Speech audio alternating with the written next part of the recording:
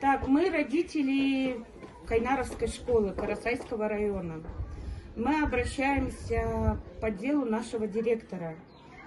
В нашей школе происходят проблемы из-за того, что наш директор плохо относится к ученикам, к учителям. Она их унижает, оскорбляет.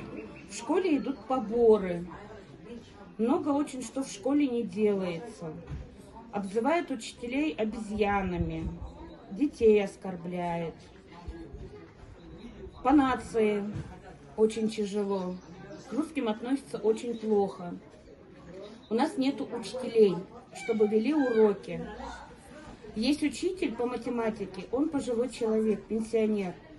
Он у нас на уроке потерял сознание и получил микроинсульт. В данный момент он у нас работает, дети его не понимают. С речью у его проблемы, и он вперед теряет сознание. Мы переживаем, что он у нас на уроке может умереть. Да какой-то преподаватель в таком возрасте, он уже должен... Ну да, мы обращались за помощью в райно. Вчера много мам ездила в райно, ну вот нас сегодня мало, потому что все на работе. Мы обращались в райно, нам сказали написать письмо, ну и вот записать видеообращение.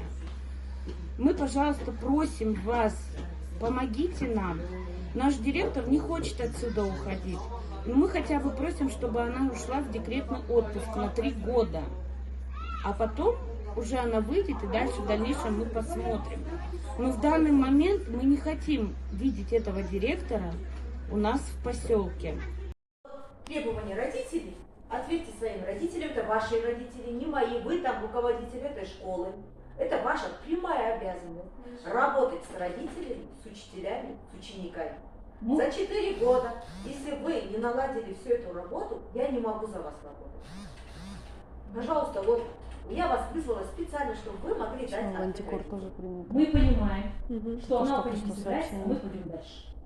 Мы просто, чтобы через вашу голову не переступать, мы пришли сначала к вам.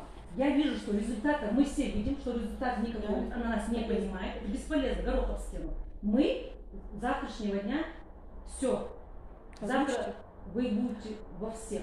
В Министерство образования уже обращение подано, заявка принята, зарегистрирована, и в Талдыкурган.